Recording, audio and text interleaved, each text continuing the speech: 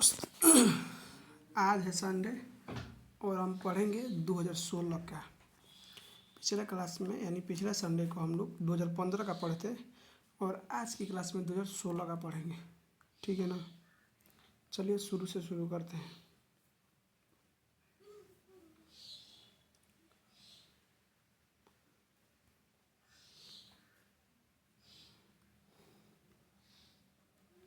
प्रश्न कह रहा है पहला कि हड़प्पा किस नदी के किनारे स्थित है। ऑप्शन ए होगा सिंधु, बी ब्यास, सी सतलज, डी रावी। तो हमारा आंसर होगा डी रावी। ठीक है ना। दूसरा प्रश्न कह रहा है लोथल स्थित है। ऑप्शन ए गुजरात में, बी पश्चिम बंगाल में, सी राजस्थान में, डी पंजाब में। तो हमारा आंसर होगा ऑप्शन नंबर ए गुजरात में। ठीक है ना। अगला प्रश्न कह रहा है 3 नंबर की प्राचीन भारत में धर्म की शुरुआत किस शासक ने की थी। Option A Chandragupta Maurya, B Chandragupta द्वितीय ने, सी अशोक, डी कनिष्क। तो हमारा आंसर होगा option number C Ashoka. 4 number कह रहा है कि भारत का नेपोलियन किस शासक को कहा जाता है। Option A Ashoka, B Samudragupta, C Akbar, D Chandragupta Maurya. हमारा आंसर होगा option number B Samudragupta. 5 number कह रहा है महाभारत किसने लिखा। Option number A Valmiki, B Manu, C Kautilya, D Vedvyas. तो किसने लिखा था। वेदव्यास ने लिखा था, वेदव्यास। 6 नंबर कह रहा है कि अर्थशास्त्र के लेखक कौन है। Option A Manu, B Valmiki, C Vedvyas, D Kautilya. तो हमारा आंसर होगा option number D Kautilya. 14 number प्रश्न कह रहा है कि चौथी बौद्ध संगति किस शासक के काल में हुई थी। Option number A Ashoka, B Kalashoka, C Ajatashatru, D Kanishka. तो आंसर होगा हमारा option number D Kanishka. 8 number कह रहा है प्रयाग प्रशिष्ट की रचना किसने की थी। तो हरिसेन होगा ऑप्शन नंबर बी सी दिया है। ठीक है ना। Option number C Harisena. 9 number कह रहा है विजयनगर साम्राज्य की स्थापना किसने किया था। ऑप्शन नंबर ए देवराय प्रथम, बी हरिहर अम्बुका ने, सी कृष्ण देवराय ने, डी सदाशिव राय। हमारा आंसर होगा ऑप्शन नंबर बी हरिहर अम्बुका ने। 10 नंबर कह रहा है कि महावीर ने पार्श्वनाथ के सिद्धांतों में नया सिद्धांत क्या जोड़ा था। ऑप्शन नंबर ए अहिंसा, बी ब्रह्मचर्य, सी सत्य, डी अपरिग्रह। तो हमारा आंसर होगा ऑप्शन नंबर बी ब्रह्मचर्य। 11 नंबर कह रहा है कि सिंधु घाटी सभ्यता में विशाल स्नानागार का अवशेष कहाँ से प्राप्त हुए। तो option number A Harappa, B Mohenjodaro, C Kalibangan, D Lothal. Answer होगा हमारा ऑप्शन नंबर बी मोहनजोदड़ो से। 12 नंबर कह रहा है पुराणों की संख्या कितनी है। Option number A 16, B 18, C 19, D 20। हमारा आंसर होगा ऑप्शन नंबर बी 18। 13 नंबर कह रहा है कि इब्न बतूता किस देश का निवासी था। ऑप्शन ए पुर्तगाल, बी मोरक्को, सी मिस्र, डी फ्रांस। आंसर होगा हमारा बी मोरक्को। 14 नंबर कह रहा है कुतुब मीनार का निर्माण किसने शुरू किया था। Option number A Iltutmish, B Jalaluddin Khilji, C Qutbuddin Aibak, D Razia. तो आंसर हमारा कुतुबुद्दीन ऐबक ऑप्शन नंबर सी।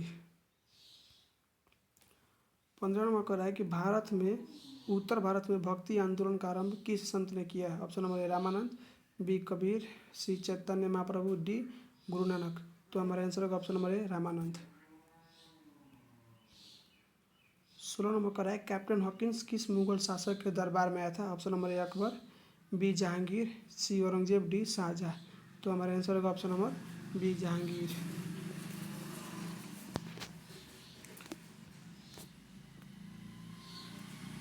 17 नंबर दीन इलाही संबंधित है। Option number A Babur, B Humayun, C Akbar, D Aurangzeb. तो हमारा आंसर होगा option number C Akbar. 18 number स्थापत्य कला का सबसे अधिक विकास किसके समय में हुआ था। Option number A Akbar, B Jahangir, C Shahjahan, D Aurangzeb. तो हमारा आंसर होगा option number C Shahjahan.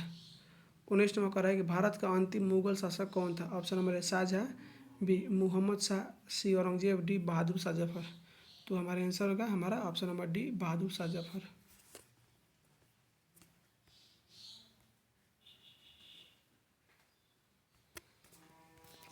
20 number का है तलवंडी में किस प्रसिद्ध संत का जन्म हुआ था। Option A Meera, B Kabir, C Guru Nanak, D Raidas.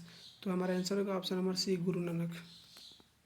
21 number का है अकबर का संरक्षक कौन था। ऑप्शन नंबर बैरम खां, बी अब्दुल रहीम, सी मुनीम खां, डी फैजी। तो हमारा आंसर होगा ऑप्शन नंबर क बैरम खां। 22 नंबर करेक्ट आइन अकबरी किसने लिखी? Option number A Babur, B Faizi, C Abul Fazl, D Badauni. तो हमारा आंसर होगा Abul Fazl, option number C. 23 number का है तंबाकू का सेवन सबसे पहले किस मुगल सम्राट ने किया था? तो हमारा अकबर, ऑप्शन नंबर ए होगा अकबर, बी बाबर, सी शाहजहाँ, डी जहांगीर। तो आंसर होगा ऑप्शन नंबर क अकबर, ठीक है ना। 24 नंबर का है औरंगजेब ने अपने जीवन का अंतिम भाग बिताया था? ऑप्शन ए पश्चिम भारत में, बी पूर्वी भारत में, सी उत्तर भारत में, डी दक्षिण भारत में। तो हमारा आंसर होगा ऑप्शन नंबर डी दक्षिण भारत में। 25 नंबर पानीपत का प्रथम युद्ध किस वर्ष हुआ? ऑप्शन नंबर ए 1509 में, बी 1526 में, सी 1556 में, डी 1761 में। तो हमारा आंसर होगा ऑप्शन नंबर बी 1526 में। 26 नंबर प्रश्न करेंगे मुस्लिम लीग में स्थापना किस वर्ष हुई थी? मुस्लिम लीग की स्थापना किस वर्ष हुई थी? Option number A 1902, B 1906, C 1907, D 1919। तो हमारा आंसर होगा option number B 1906। 7 number East India company की स्थापना कब हुई? ऑप्शन ए 1600 ईस्वी में, बी 1605, सी 1610, डी 1615। तो हमारा आंसर होगा ऑप्शन नंबर ए 1600 ईस्वी।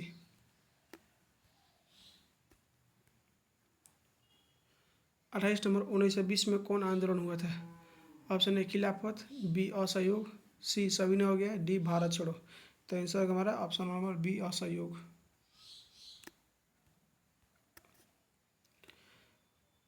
29 नंबर डांडी किस राज्य में स्थित है? Option A Uttar Pradesh, B Bihar, C Gujarat, D Punjab.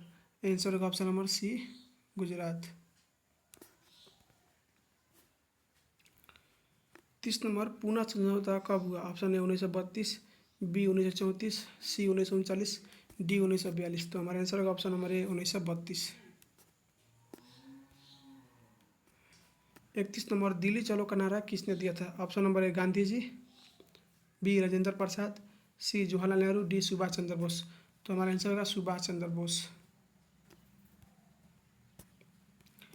32 number का है काला कानून किसे कहा गया? Option A Rowlatt act, B Albert bill, C Wood dispatch, D Bengal विभाजन। आंसर होगा option number A Rowlatt act.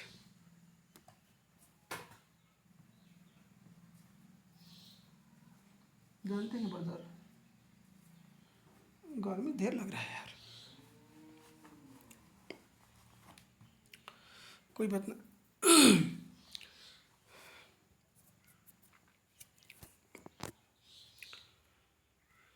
Bharat छोड़ो आंदोलन किस वर्ष हुआ था? Option A 1920, B 1930, C 1935, D 1942। तो हमारा आंसर होगा option number D 1942।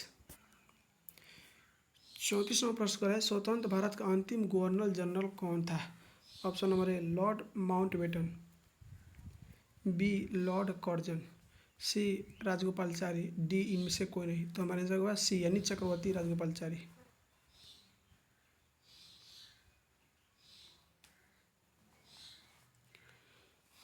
35 number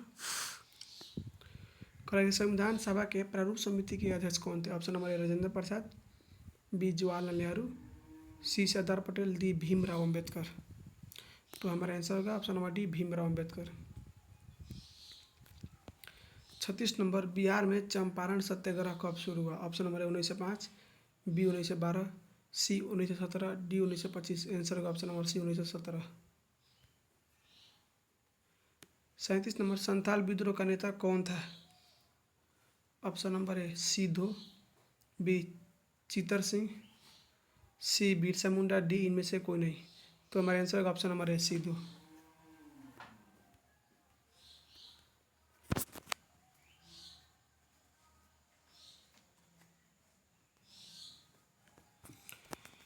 38 number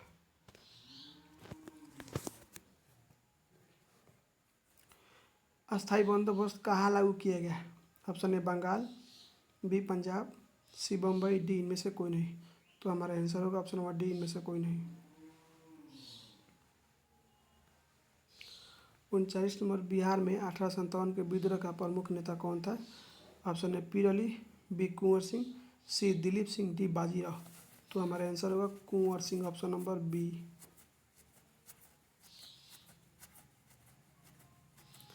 40 नंबर कह रहा है कि भारतीय संविधान के अनुसार संप्रभुता निहित है। राष्ट्रपति में, बी प्रधानमंत्री में, सी न्यायपालिका में, डी संविधान में। तो हमारा आंसर होगा ऑप्शन नंबर डी संविधान में। 40वां ऑब्जेक्टिव दिया था। 40वां ऑब्जेक्टिव हमारा खत्म हो गया। अब आते हैं सब्जेक्टिव पे। यह 3 नंबर का प्रश्न है, ठीक है ना।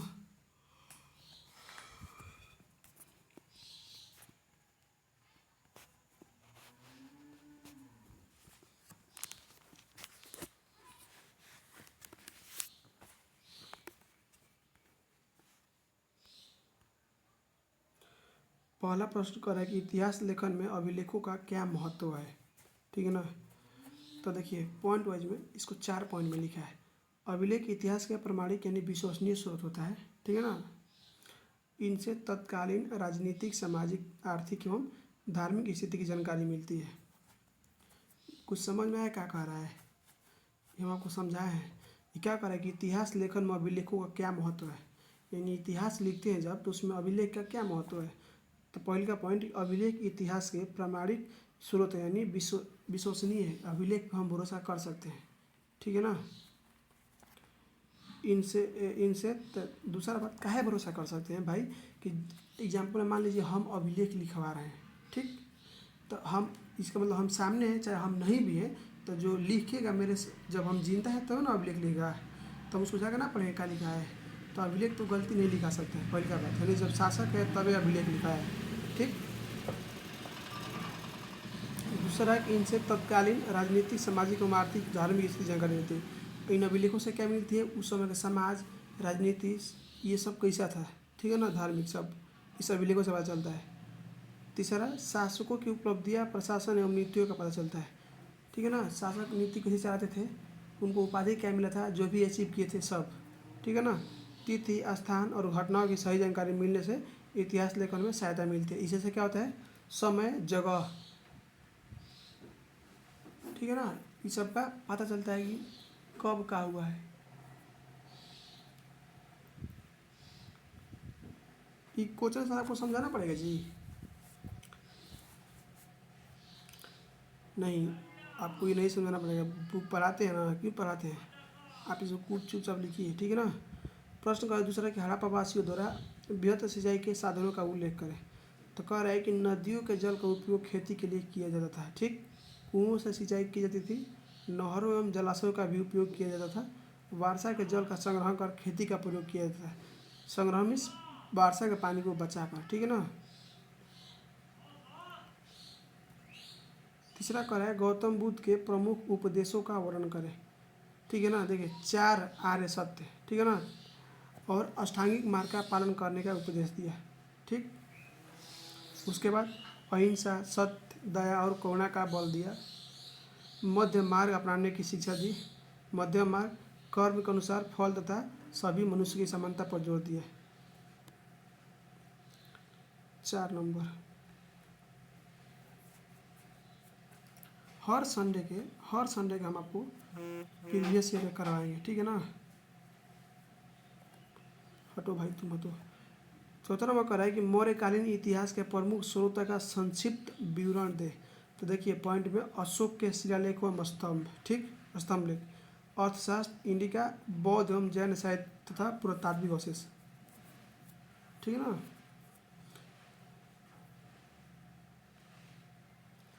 5 नंबर विजयनगर की स्थापत्य कला की विशेषताओं का वर्णन करें। तो पहले का पॉइंट विशाल एवं भव्य मंदिर का निर्माण। बी ऊंचे गोपुरम यानी इसकी प्रमुख विशेषताएं थी। पत्थरों पर सुंदर नक्काशी और मूर्तिकला का विकास। महल, मंडप, बाजार तथा जल प्रबंधन की उत्कृष्ट व्यवस्था। 6 नंबर कह रहा है कि अकबर की धार्मिक नीतियों का विवेचना करें। तो पहले का पॉइंट में लिखिएगा अकबर ने 16 कुल यानी सर्वधर्म स्वभाव की नीति अपनाई थी और 1564 ईस्वी में जजिया कर समाप्त किया था। इबादत खाना की स्थापित कर विभिन्न धर्मों के विद्वानों पर चर्चा की थी। उसके बाद में दीन इलाही की शुरुआत कर धार्मिक सहिष्णुता को बढ़ावा दिया।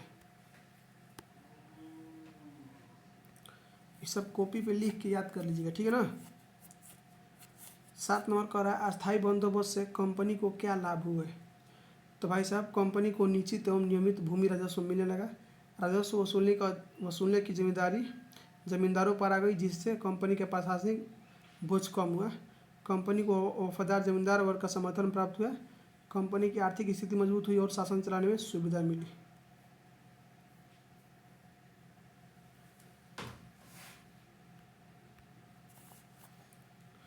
8 नंबर, 1857 के विद्रोह के मुख्य कारण क्या थे? अंग्रेजों की राजनीतिक विस्तारवादी नीति, ठीक है ना, लैप्स का सिद्धांत से असंतोष। दूसरा पॉइंट, किसानों, जमींदारों और शासकों का आर्थिक शोषण। तीसरा, धार्मिक और सामाजिक मामलों में अंग्रेजों के हस्तक्षेप से लोगों में नाराजगी, ठीक है ना। चौथा, एनफील्ड राइफल के चर्बी वाले कारतूस तत्कालीन कारण बने।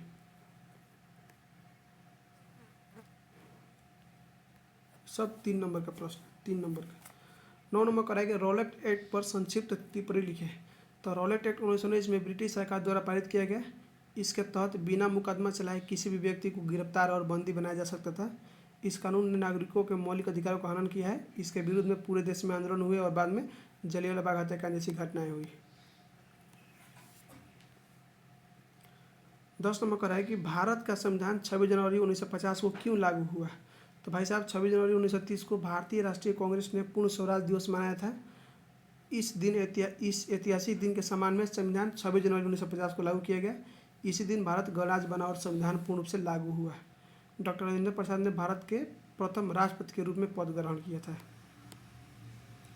अब ये आपका 6 नंबर का प्रश्न है, ठीक है ना, 6 नंबर का प्रश्न।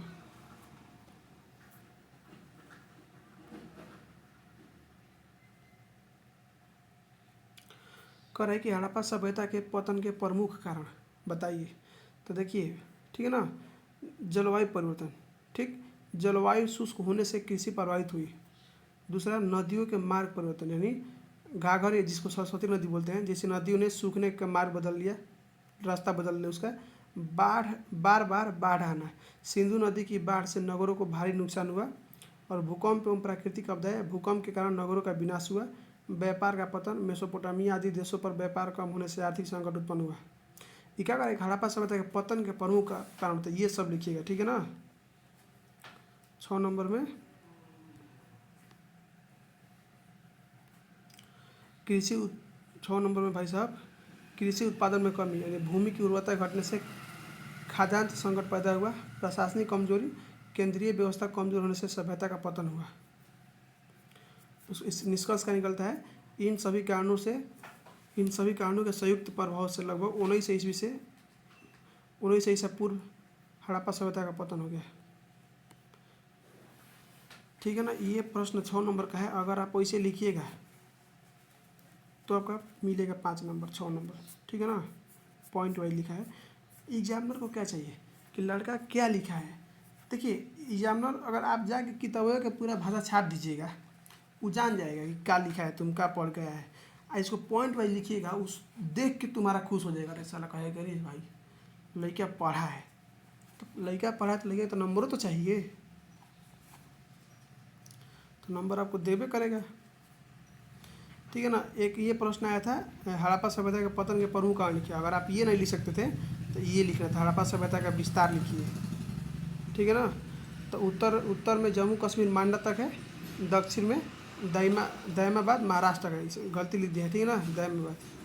दूसरा, पूर्व में आलमगीरपुर उत्तर प्रदेश तक है, पश्चिम में सूत्रगेंडोर बलूचिस्तान तक। इसका क्षेत्रफल लगभग 12 से 13 लाख वर्ग किलोमीटर था। और प्रमुख नगर हड़प्पा, मोहनजोदड़ो, धौलावीरा, लोथल, कालीबंगा, राखीगढ़, ठीक है ना। देखिए, इसको कैसे लिखिएगा तो और बढ़िया रहेगा, कुछ नहीं लिखना है, इसको थोड़ा सा चित्र बना दीजिएगा, चुपचाप बीच में से तीर पार दीजिए, है ना, ठीक, ऐसे पार दिया तीर, है ना। उत्तर लिखिए, नीचे दक्षिण लिखिएगा, है ना, पूर्व है पश्चिम लिख दिया ना। ऊपर जम्मू कश्मीर लिख दीजिएगा, मांडा, ठीक है ना, ऊपर जम्मू कश्मीर लिख दीजिएगा और मांडा कोस्ट में लिख दीजिएगा, चाहे मांडा लिखिएगा जम्मू कश्मीर कोस्ट में लिख दीजिएगा। नीचे दयामाबाद लिख दीजिएगा, कोस्ट में महाराष्ट्र लिख दीजिएगा। इस साइड आलमगीरपुर लिख दीजिएगा, कोस्ट में उत्तर प्रदेश लिख दीजिएगा। और इस साइड सूत्रगेंडोर लिख दीजिएगा, कोस्ट में बलूचिस्तान लिख दीजिएगा। ये हो जाएगा ना। उसके बाद से नीचे से यहाँ से पॉइंट दे कैसे ये प्रमुख नगर हड़प्पा, मोहनजोदड़ो, धौलावीरा, राखीगढ़ से, तब आपका नंबर मिलेगा, ठीक है ना।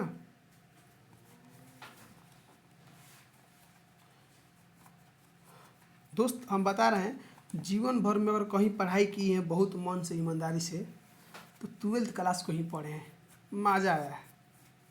ठीक है ना। 12th क्लास तो हम बता दिए थे मेरा रिजल्ट कितना आएगा, जितना बताया था हु बहू मेरा उतना ही नंबर हो गया था, एक वो कम ना बेसी। समझ ली। इस तरह से आप पढ़िए कॉन्फिडेंस के साथ, तब ना मजा आएगा यार।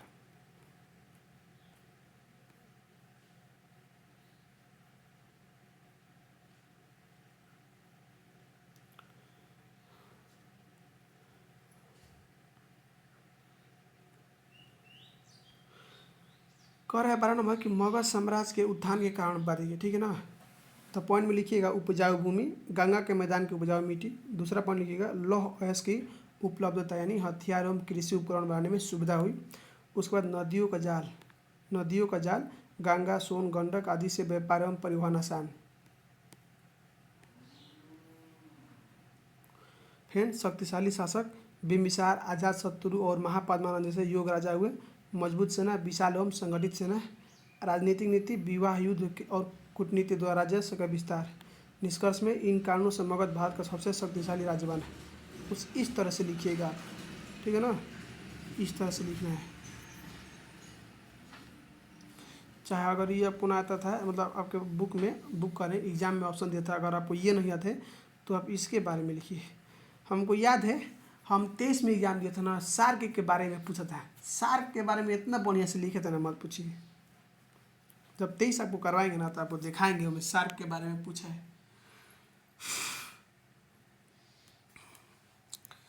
भाई मेरा कॉलम चलता था तो रुकबे ना करता था, इस कदर हम पढ़ाई किए थे। सूफीवाद पर संक्षिप्त लेख लिखे। सूफीवाद इस्लाम की रस्माई धारा है, इस्लाम की धारा है। प्रेम, भाईचारा, मानवता और ईश्वर की भक्ति पर बल देता है। जाति एवं धर्म के भेदभाव का विरोध करता है, ठीक है ना। प्रमुख सूफी संत ख्वाजा मईनुद्दीन चिश्ती, निजामुद्दीन औलिया और बाबा फरीद, ठीक है ना। सूफी संत कान खाओं में रहते थे और भारतीय समाज में धार्मिक सहिष्णुता और सांस्कृतिक समन्वय को बढ़ावा मिला। 13 नंबर प्रश्न कर रहा है कि अकबर की मनसबदारी व्यवस्था को लिखिए। मनसब का अर्थ होता है पद या रैंक, ठीक है ना। अकबर ने यह व्यवस्था 1571 ईस्वी में लागू की। प्रत्येक अधिकारी को एक मनसब पद दिया जाता था। मनसब 2 भागों में बांटा जाता है, जात यानी अधिकारी का पद एवं वेतन, सवार घुड़सवार सैनिकों की संख्या। वेतन नगद या जागीर के रूप में दिया जाता था। इससे सेना और प्रशासन दोनों मजबूत हुई थी, ठीक है ना।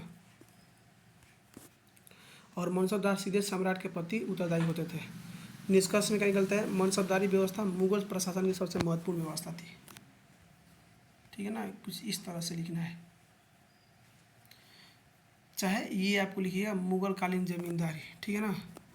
मुगल काल में जमींदारों की स्थिति क्या है। जमींदार भूमि को लगान वसूलते थे, किसानों और राजा के बीच मध्यस्थ रखते थे, समाज में सम्मानित और प्रभावशाली थे। कई जमींदारों की अपनी सेना भी होती थी। वे सिंचाई, कृषि एवं गाँव के विकास में योगदान देते थे। कुछ जमींदार विद्रोह भी करते थे। 14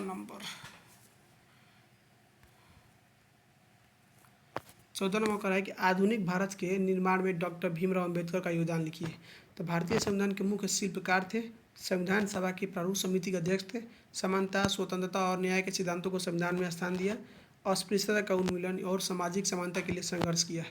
महिलाओं एवं दलितों के अधिकारों का समर्थन किया। स्वतंत्र भारत के प्रथम कानून मंत्री बने, ठीक है ना। शिक्षा और सामाजिक सुधार पर विशेष बल दिया। निष्कर्ष में डॉक्टर अम्बेडकर ने आधुनिक भारत को लोकप्रिय एवं समानतापूर्ण राष्ट्र बनाने में महत्वपूर्ण योगदान दिया। चाहे ये गोलमेज सम्मेलन, ठीक है ना, गोलमेज सम्मेलन क्यों आयोजित किए गए। तो भारत की संवैधानिक समस्याओं के समाधान हेतु भारतीय नेताओं और ब्रिटिश सरकार के बीच समझौता कराने के लिए, ठीक है ना। पहला सम्मेलन 1930 में हुआ था, कांग्रेस अनुपस्थित थी। दूसरा सम्मेलन 1931 में महात्मा गांधी शामिल हुए। तीसरा सम्मेलन 1932 में कांग्रेस अनुपस्थित। चौथा संघीय शासन पर विचार हुआ। पांचवा अल्पसंख्यकों के अधिकारों पर चर्चा हुई। छठवां आगे चलकर भारत शासन अधिनियम 1935 का मार्ग प्रशस्त हुआ। 15 नंबर कर रहा है भारत छोड़ो आंदोलन के कारण बताइए। तो द्वितीय विश्व युद्ध में भारत को बिना अनुमानित शामिल करना, क्रिप्स मिशन की असफलता, अंग्रेजों की दमनकारी नीतियाँ, आर्थिक संकट, महंगाई और बेरोजगारी, पूर्ण स्वतंत्रता की बढ़ती मांग, महात्मा गांधी का करो या मरो का आह्वान, ठीक है ना, या नारा। निष्कर्ष में 8 अगस्त 1942 को भारत छोड़ो आंदोलन शुरू हुआ। इसे स्वतंत्रता संग्राम की निर्णायक दिशा दी, ठीक है ना। चाहे अगला प्रश्न करा कि भारतीय स्वतंत्रता आंदोलन में महात्मा गांधी की योगदान।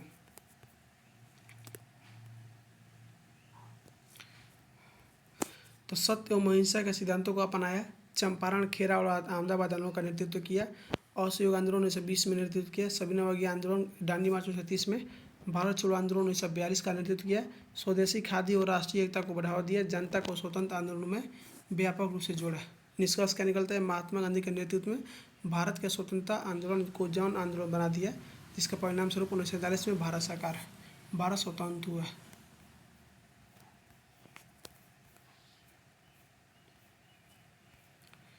ठीक है ना, ये आपका ख़त्म हो गया।